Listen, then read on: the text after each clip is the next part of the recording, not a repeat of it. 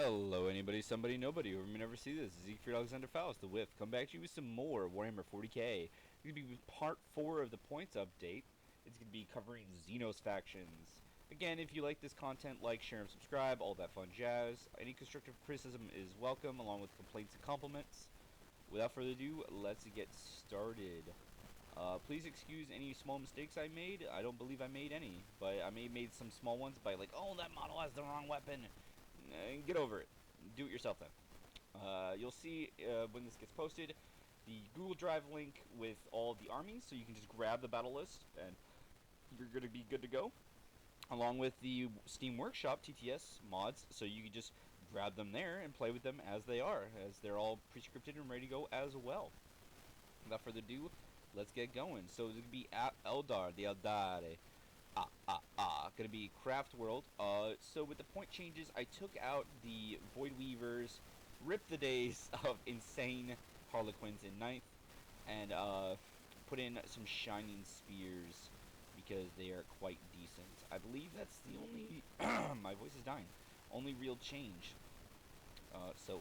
Moving on. If you want to watch me talk about these armies a bit more, you can watch the original videos. But I'm just trying to do a recap from the points. And you can also just take as much time as you want to Google them and understand why I made the choices I did as well. 3 Raiders. Now, I need to... Oh, well, that's why. I kept forgetting that the witches are in one. Witch bitches. The witches. So, Drukhari, they got some weird point changes. They got hit with their... What is it? The Incubi. I just noticed something, actually. Hold on. Am I the baddie? Pretty sure these mandrakes are supposed to be gone. Yeah, I have no idea why they're still here. So, let's get rid of that. Watching me, like, fix my screw-up mid-recording. I can't be bothered. I have to get ready for work. So, by the way, I'm working as a butcher now, for a grocery store. Not the best use of my, previous top secret clearance, military experience, etc., but, getting work is hard, apparently, so, you know, you gotta do what you gotta do, regardless of background. Moving on, big sad. I have 3 things of Scourges with the heavy weapons for Darklands because they've transitioned into mostly a shooting army. However, the Raiders are insane when you throw in the 2 separate groups of Incubi and the Witches with them, more so the Incubi with the Archons. Insane damage output. Also get some Reavers with the Heat Lances. Heat Lances, again, insane. For their point cost is pretty cool. And then a Kronos. You don't necessarily want him in the back doing nothing, although that is an option. You kind of want these racks to go out to hold an objective and just be annoying because when they get killed, you get a pain token, but you have a chance to refund pain tokens with your Kronos. So you really want to micro get him into as big of an aura range for everyone so that he's going to be buffing everyone and get the possible refunds. Doesn't mean it'll happen, but 50-50 odds. The Tyranids! So what the hell? I took out... I didn't even take out. I think it's... Oh, the... Zoanthropes. Yes. The Zoanthrope 2 6-guy blocks. I don't know if you call them dudes. Creatures. 6 creature blocks of Zoanthropes along with Neurothrope and the Neurotyrant leading each. This is controversial. This gets you Hormagaunts, which you can maybe use effectively against some enemies like Eldar. They're going to be great against Eldar and Imperial Guard infantry. Outside of that, nothing else really. They're going to be pretty bad. But 1 CP gets you 8 to 12 models back with both squads combined, which is pretty insane for 1 CP. That's pretty decent because they're OC2. So that's 16 OC coming back. If they're not dead, they're going to be holding objectives, like, near guaranteed. And that's pretty good. It has some combat usability-ish.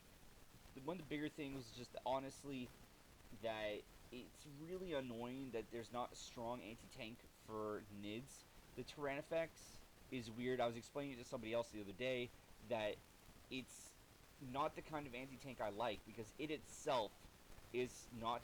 It is very tanky, and thus you're penalized slash paying for that extra tankiness, and you still only get 2 shots, and it's D6 plus 6, and if they have a tank that saves on a 4 or 5 up, if you miss all these things, so you may not even get the 1 shot to go through. That 2 might get cut down to 1. That 1 might be cut down to 0.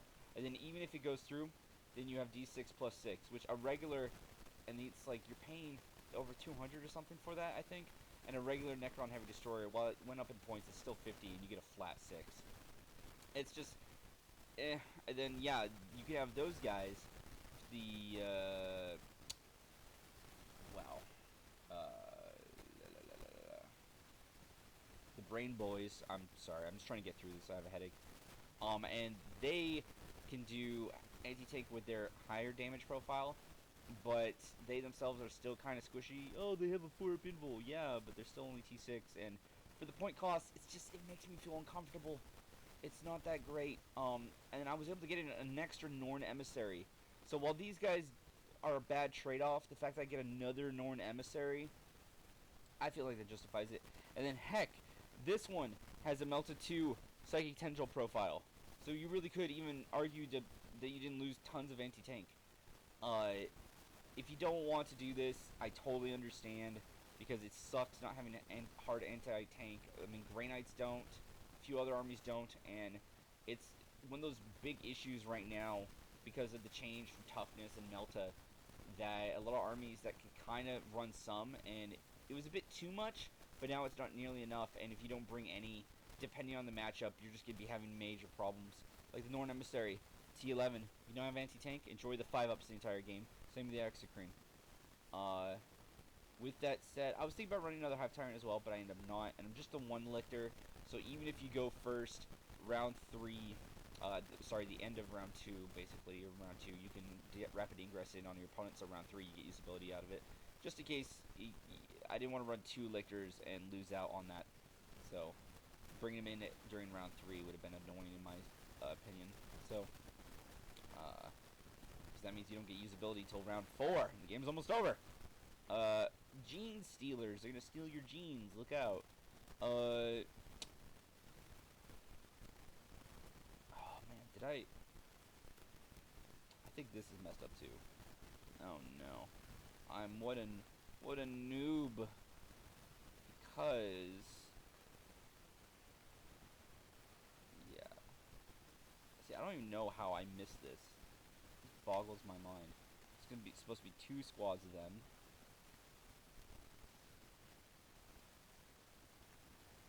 Wow, I just want to redo this whole video. Where the hell are my Primuses?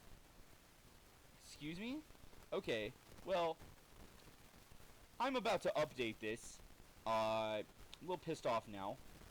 There's supposed to be 3 Primuses, but I don't see them. They've disappeared into the ether.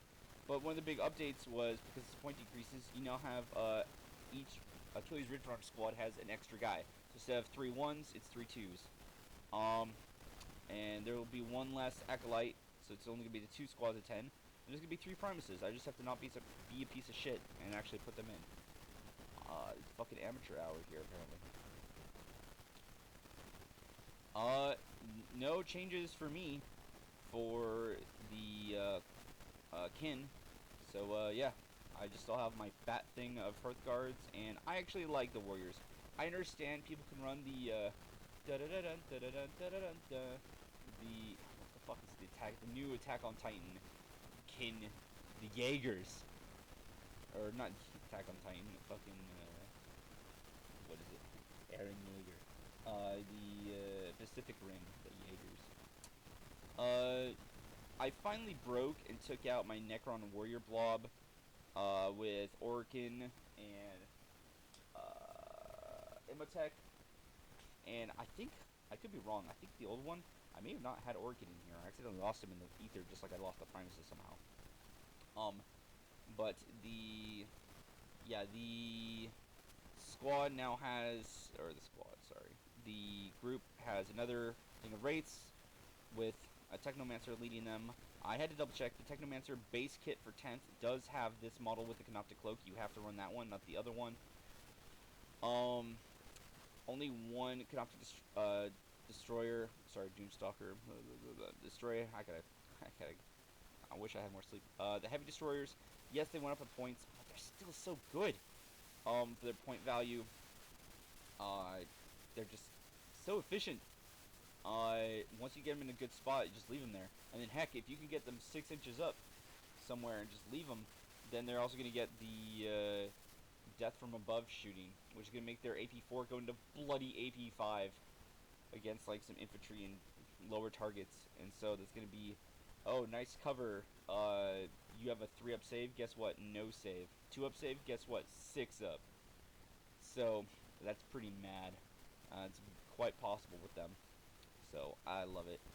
Yeah, you could go back into running just one thing of rates. I decided to just go for the 2.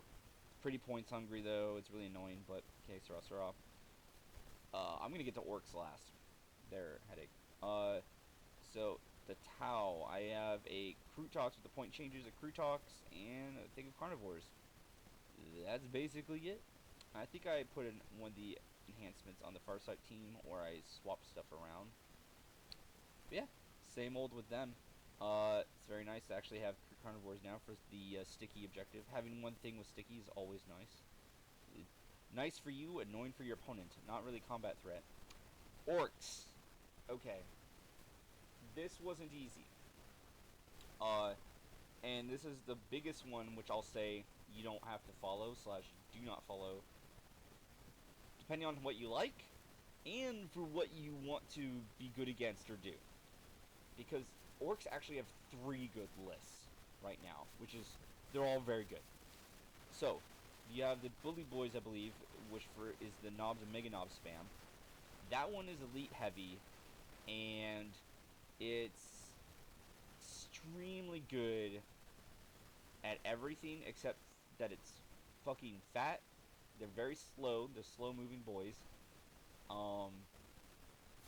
And you're going to have a battle wagon with 20 knobs. You still want to do that combo with the 2 war bosses. That's extremely good for going down the field. And the rest is just basically Mega Knob spam. You should run Gazgul, but when I was building it, I felt like it's better not to run Gazgul, honestly. I don't know, the fact that if I did that, I want him in a battle wagon, which means I only had 3 Mega Knobs with him instead of the 6. And I don't feel like his bonuses to the squad are good. In fact, they're bad compared to the regular one, which gives him +1 a hit. However, he himself is really good, and so you kind of just want him.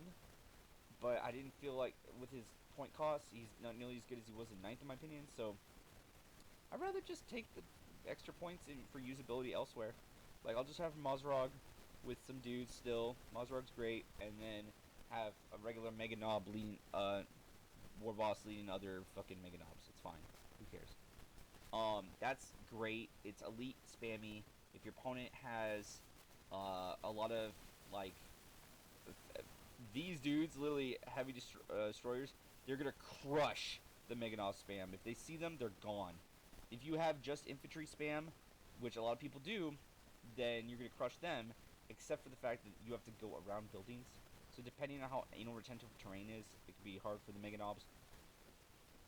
It'll be hard for this one as well, Dread Mob. You have a big Stompa. Don't let your opponent bully you into not being able to play the Stompa. Have terrain in a way where you have at least one spot where you can move the Stompa, because if they're going to be a cringe lord like that, you don't want to play against those kinds of players. They're not fun.